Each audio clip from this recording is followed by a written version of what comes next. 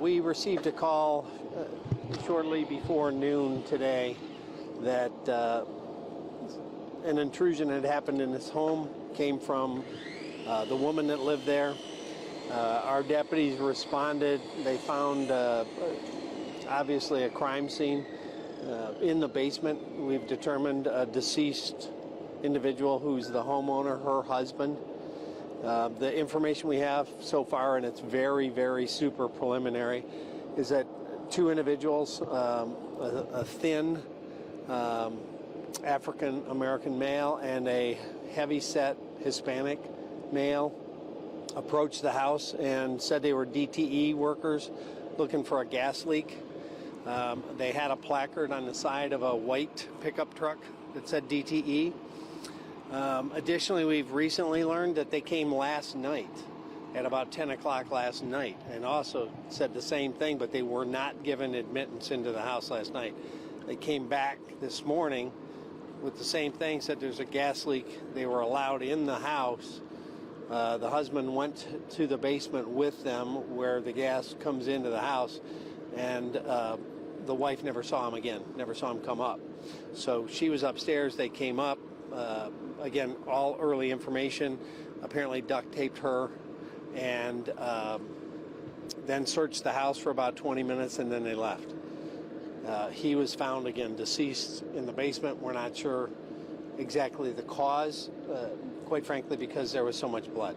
We're not sure whether it was any kind of gunshot or a blunt force trauma or what caused his injuries at this point. And you said that they came in, so did they take anything?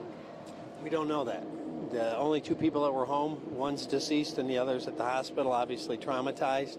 He apparently owns a business in Wayne County. That's a link that we're looking into as well. So you want to know, it's early, but what they were after. Right.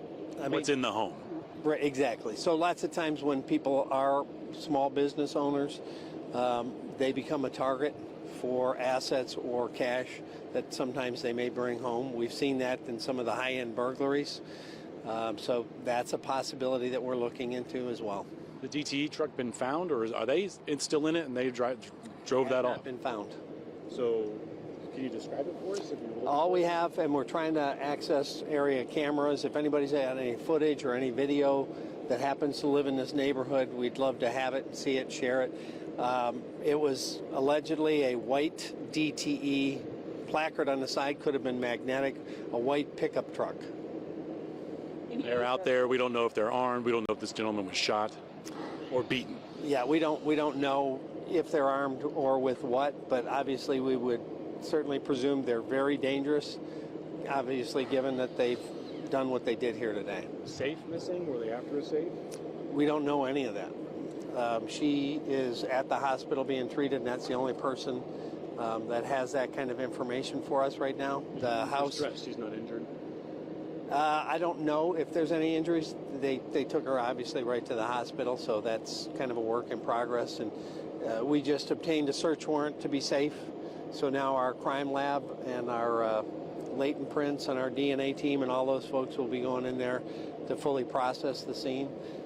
If anybody, again, has home surveillance systems that may have captured individuals walking around last night, obviously we now know that they were here last night or today.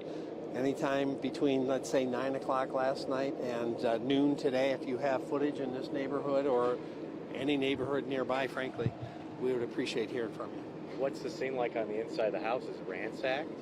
I didn't go in yet because they were getting a search warrant, and now, before our DNA and other folks go in, so I haven't seen the house. I do know, as I said, that they were searching the house for at least 20 minutes once they came back upstairs and restrained her, duct taped her.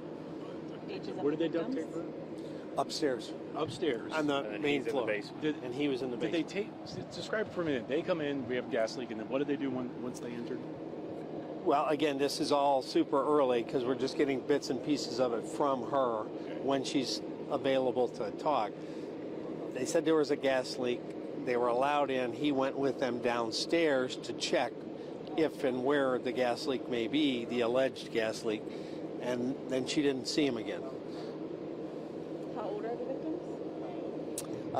He's 72. I'm not sure her age. And then they emerge and obviously take her upstairs, or she was upstairs and they duct tape her to a chair or something. Correct. How do we know that they came here last night? Apparently, she told that to one of our detectives at the hospital. Okay. Do we know if they came to any other houses or just this one targeted? We're canvassing the neighborhood as we speak. Okay.